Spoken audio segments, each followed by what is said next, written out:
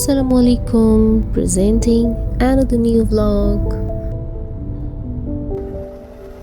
আজকে আমরা এসেছি ওমানে, জাস্ট বর্ডার ক্রস করেছি। বর্ডারে কোনো রকম ভিডিও করিনি, আমার মনে হয়েছে এখানে ভিডিও করা ঠিক হবে না, সেজন্য কোনো রকম ভিডিও করি নাই। আমরা এইমাত্র বর্ডার ক্রস করলাম এবং ওমানে ঢুকেছি।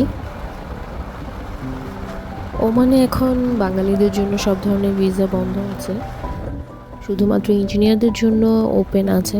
যেহেতু আমার হাজব্যান্ড ইঞ্জিনিয়ার, সো আমরা আসতে পেরেছি। ওমানে আসার জন্য ইউএই বর্ডারে পারমিশন, এক্সিট পারমিশন ফি পার পারসন 30 দিরহাম করে পে করতে হয়। এরপরে ওমানে আসার পরে ওমানের বর্ডারে গাড়ির ইন্স্যুরেন্স করতে হয় 100 দিরহাম দিয়ে। তারপর বর্ডারে যে পাসপোর্ট অফিস আছে সেখানে ভিসার জন্য পার পারসন 50 দিরহাম করে পে করতে হয়। তারপর একটা ফর্ম দেয়, সেটা ফিল আপ করতে হয়, অ্যান্ড দেন কয়েক মিনিটের মধ্যেই ভিসা পেয়ে যায় আমরা। খুব একটা ভিড় ছিল না বর্ডারে, এই জন্য খুব তাড়াতাড়ি সব কিছু হয়ে গেছে। আর এটা উইকডে, সো কোনো রকম ভিড়ই নেই। কালকে আমরা ওমানে এসেছি রাতে। ওমানের বুরাইমি শহরে আমার হাজব্যান্ডের ফ্রেন্ডের পাশে আমরা নাইট স্টে করেছি। আর আজকে এখন সকাল 7:30 আমরা রওনা হয়েছি সালালার উদ্দেশ্যে। আমাদের ডেস্টিনেশন সালালা, আমরা ওমানে সালালার জন্য এসেছি। তো সামনে তাদের সাথে শেয়ার করব আমাদের পুরো জার্নিটা, আমাদের সাথেই থাকুন। বুরাইনি থেকেও ডিরেক্ট সালালার বাস ছিল, কিন্তু অনেক দেরি হয়ে যাবে দেখে আমরা কিছুটা পথ নিজেদের গাড়িতে যাচ্ছি। মাঝ রাস্তা থেকে আমরা বাসে উঠে যাব।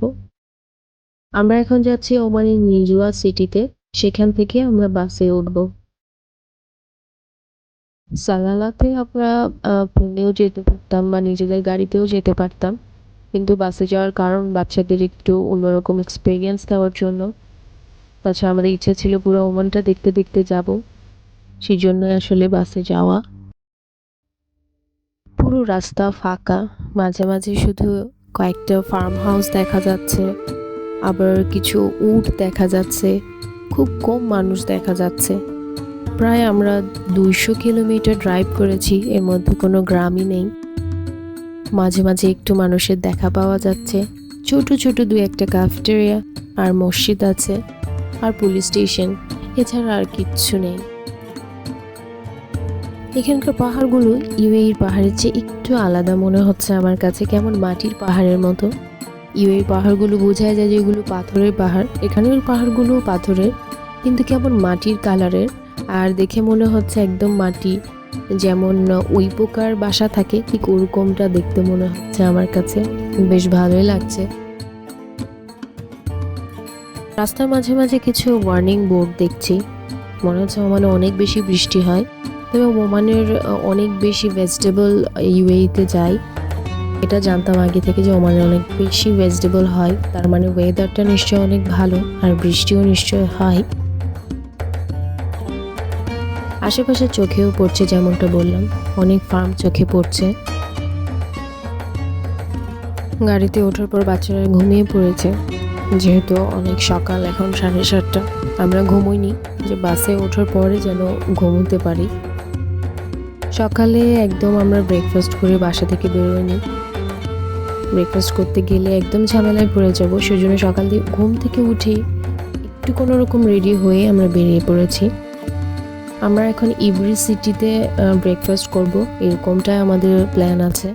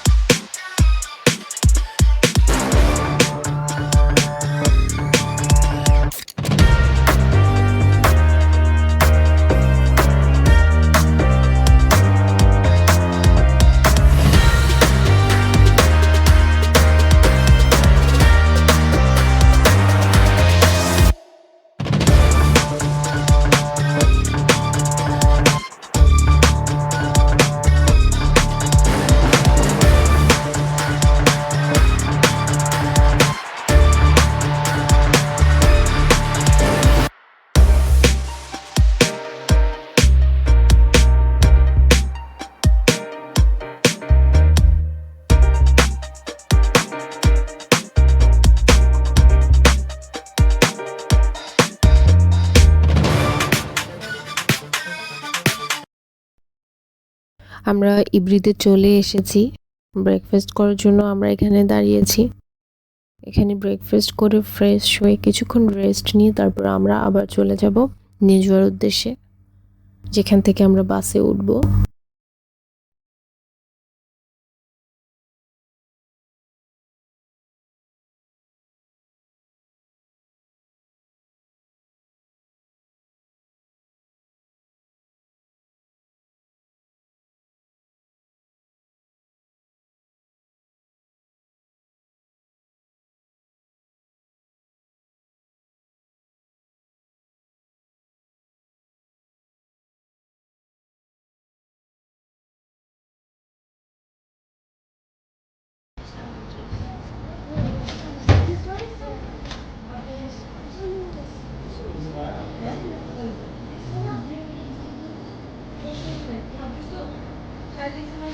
আস্তে আস্তে তো সবার খাওয়া হয়ে গেল।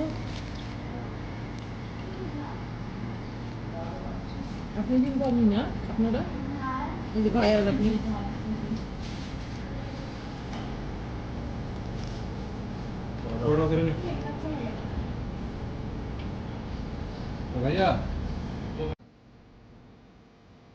সবাই একসাথে নাস্তা করার পরে আমরা গাড়িতে উঠে পড়লাম আবার। আমাদের বাস ছিল 1:20-তে দুপুরে, তো এখন অলরেডি বেজে গেছে 9:30। নিজেও যেতেও টাইম লাগবে। আমরা আস্তে আস্তে এগোচ্ছি। আমরা 3 ফ্যামিলি একসাথে ট্রাভেল করছি। আমরা যাচ্ছি, জুবাইদা ফ্যামিলি যাচ্ছে, আর আমার হাজব্যান্ডের ফ্রেন্ড যাচ্ছে ওমান থেকে, ওনার ফ্যামিলি। ওমানকে বলা হয়ে থাকে সালতানাতে ওমান। ওমানের আয়তন হচ্ছে 3,09,501 বর্গ কিলোমিটার। সে অনুযায়ী এখানকার পপুলেশন অনলি 4.7 মিলিয়ন। সুতরাং বুঝতেই পারছেন এত বড় একটি দেশ আর কত কম লোক সংখ্যা এখানে, তাই এত বেশি লোকজন দেখা যায় না, এবং বেশ খানিকটা গ্যাপের পর কিছু একটা ছোট ছোট শহর। ওমানের যিনি লিডার, উনি Sultan Qaboos bin Said al Said. Sultan Qaboos is the longest serving ruler in the Middle East.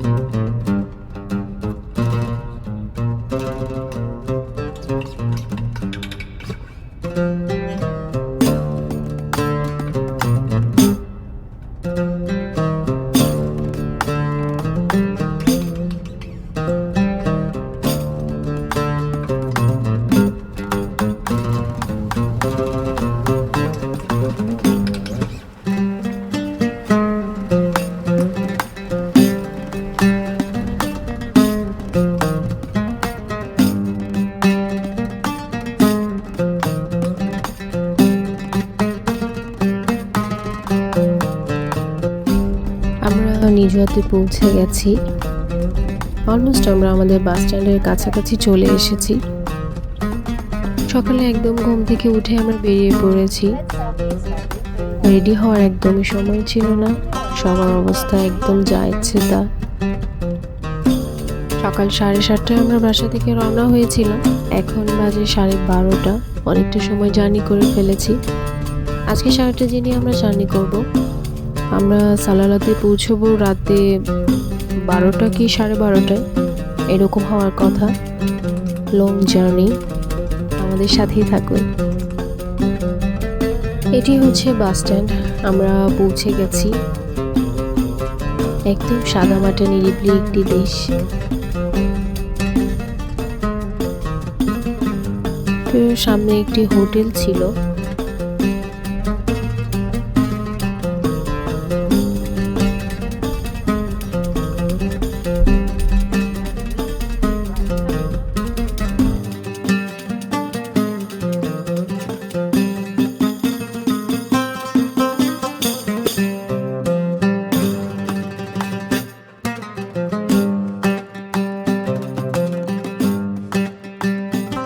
বাইরে যেহেতু অনেক রোদ গরম, তো আমরা হোটেলের মধ্যে কিছুটা সময় বসছিলাম, কারণ আমাদের বাস এখনো আসেনি। আমরা লাঞ্চও করে নেব। সো লাঞ্চ করে আমরা একবারে বাসে উঠবো। আমাদের বাস ছিল 1:20, এখনো বাস আসে নাই। আমি চারপাশে দেখছিলাম এখানে কোনো এসি আছে কিনা, কিন্তু যেখানে বসেছিলাম এখানে কোনো এসি ছিল না। বাচ্চারা তো গরমে একদম নাজেহাল অবস্থা। তো যাই হোক, কিছুক্ষণ পরে আমরা লাঞ্চ করার জন্য ভেতরে গেছি, সেখানে এসি ছিল। আর লাঞ্চ করতে করতে আমাদের বাসের সময় হয়ে গেছে, বাস চলে এসেছে, আমরা বাসে উঠে পড়েছি। এটি হচ্ছে আমাদের বাস। আজকে আমরা বাসে করে যাচ্ছি। বেশ সুন্দর ছিল, আরামদায়ক ছিল সিটগুলো, চাইলে অনেকটা পিছনে হেলিয়ে দিয়ে আরাম করে যাওয়া যাচ্ছে। আমার বাচ্চারা আগে কখনো এতটা লং রুটে বাসে জার্নি করেনি, এটা ওদের ফার্স্ট টাইম। জানি না অভিজ্ঞতাটা কেমন হবে, ওদের কেমন লাগবে।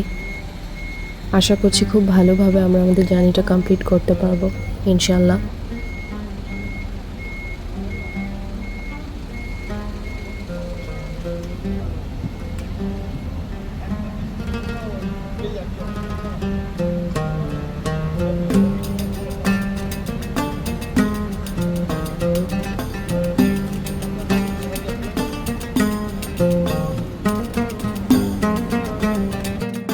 গাড়িতে ওঠার পরে আমরা একদম ঘুমিয়ে পড়েছিলাম।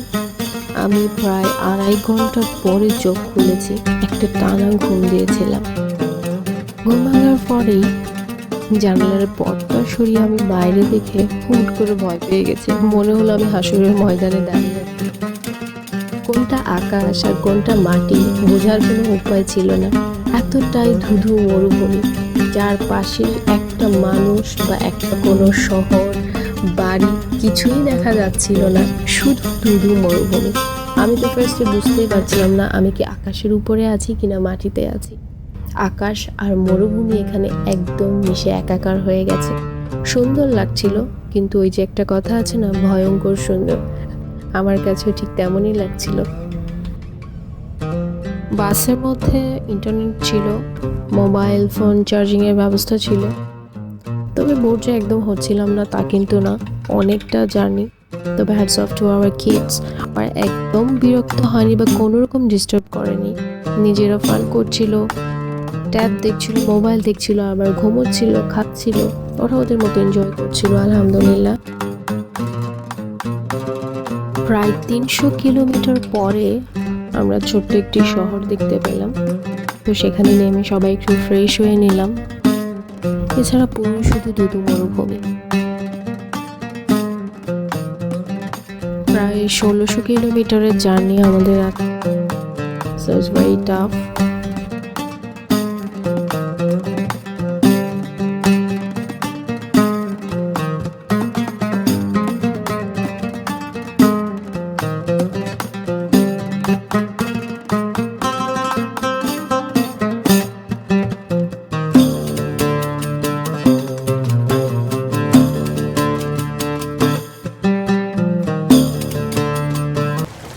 এখন রাতের 1টা বাজে। আলহামদুলিল্লাহ আমরা সালালাতে পৌঁছে গেছি।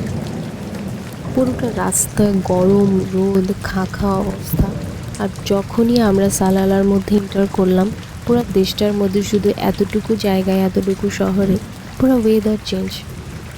বাইরে যখন পুরো ওমানে বা ইউএইতে যখন টেম্পারেচার থাকছে 47-48, সালালাতে তখন টেম্পারেচার 25 or 26, এবং সেখানে বৃষ্টি হচ্ছিল, চারদিকে গ্রিনারি। আলহামদুলিল্লাহ, আল্লাহকে অশেষ নিয়ামত। পুরো মিডল ইস্টে সালালা অন্যরকম একটি সিটি, সেজন্যই আমরা সালালাতে এসেছি, সালালার ট্যুরে। দেখা যাক ইনশাআল্লাহ, আমরা ডিসঅ্যাপয়েন্ট হব না। প্রত্যেকটা মোমেন্ট আপনাদের সাথে শেয়ার করার চেষ্টা করব। আলহামদুলিল্লাহ আমরা বাস থেকে নেমে গেছি। বাস থেকে নামার পরে দেখি আমাদের একটি লাগেজ কারো একজনের সাথে এক্সচেঞ্জ হয়ে গেছে, তবে সেটা আবার পেয়ে গেছি কিছুক্ষণের মধ্যে আলহামদুলিল্লাহ।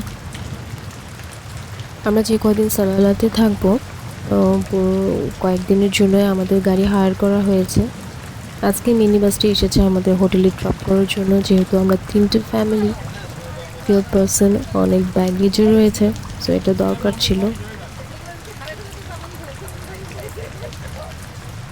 টিপ টিপ করে বৃষ্টি পড়ছিল, ঠান্ডা ঠান্ডা ওয়েদার, অন্যরকম একটা ফিলিং কাজ করছে এখন আমাদের। আলহামদুলিল্লাহ আমরা সবাই অনেক খুশি, অনেক ভালো লাগছে। দেখা যাক বাকি ট্যুরটাও আমরা অনেক অনেক ভালোভাবে কাটাবো। রাতে আমরা এসে ঘুমোতে ঘুমোতে প্রায় ফজরের নামাজের পর ঘুমিয়েছি আমরা। তার রাতে আপনাদেরকে আমাদের হোটেলটি দেখাতে পারিনি। আমরা একটা ডুপ্লেক্স ভিলা হায়ার করেছি কয়েকদিনের জন্য। রাতে কারো ঘুম হয়নি সেরকম, নতুন জায়গা, তারপর লেট নাইটে এসেছি, সকাল সকাল আবার উঠে গেছি, গাড়ি এসে গেছে, বেরোতে হবে। ছোট্ট করে আপনাদের একটি আমাদের ভিলার ট্যুর দিয়ে দিলাম, আশা করছি আপনাদের ভালো লাগবে। আমাদের ছোট্ট ওয়াসিনাথ সারা রাত জার্নি করেছে, তারপরে অনেক ফুর্তিতে আছে আলহামদুলিল্লাহ। এটা লিভিং রুম ছিল, বেশ বড় একটি লিভিং রুম।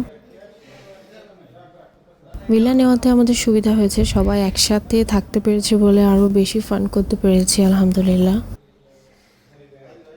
সামনে বড় একটি মিরর আছে। উপরের রুমগুলোতে আমরা আসলে যাইনি, সবাই একসাথে নিচেই ছিলাম, উপরে একদমই যাওয়া হয়নি। অনেক বড় একটি কিচেনে অলমোস্ট সব কিছুই আছে, চাইলে রান্না করেও খাওয়া যেত। বিশাল বড় একটি ফ্রিজ আছে এখানে, হাঁড়ি পাতিল সব কিছুই ছিল, কিন্তু রান্না করার মোট কারোই ছিল না। বার্নার ছিল, মাইক্রোওয়েভ, ওভেন, গ্রিল সব কিছুই ছিল।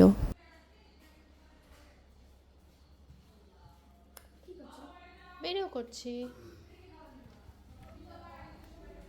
বড় জায়গা হতে বাচ্চারাও খুব ভালোভাবে টাইম স্পেন্ড করে পেরেছে, ওরা ইজিলি ঘোরাফেরা করতে পারছে, মুভ করতে পারছে।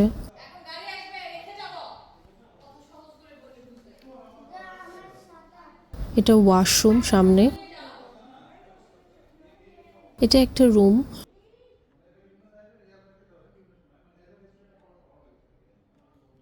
রুমগুলো বেশ বড় বড় ছিল আলহামদুলিল্লাহ। রুমের বাইরে একদম সবুজ, এখানে কিছু চাষ করছিল পেছনে, আর পুরোটা সবুজ, আর দূর থেকে পাহাড় দেখা যাচ্ছে, মেঘে ঢাকা পাহাড়, আলহামদুলিল্লাহ অনেক সুন্দর। আমরা ওই পাহাড়ে আজকে যাব। এটি আর একটা রুম, বাচ্চারা সবাই ঘুম থেকে উঠেছে, বেড সেট করার একদম টাইম পাইনি আমরা, সব কিছু এলোমেলো হয়ে আছে। বাসায় ফিরে ঘুমানোর আগে ইনশাল্লাহ সব কিছু আমরা সেট করে ফেলবো। আজকে ভিডিওটি কেমন লাগলো অবশ্যই আমাকে কমেন্ট করে জানাবেন, আর যদি ভালো লেগে থাকে তাহলে ছেড়ে যাবার আগে অবশ্যই লাইক, কমেন্ট, শেয়ার এবং সাবস্ক্রাইব করতে ভুলবেন না। আল্লাহ হাফেজ।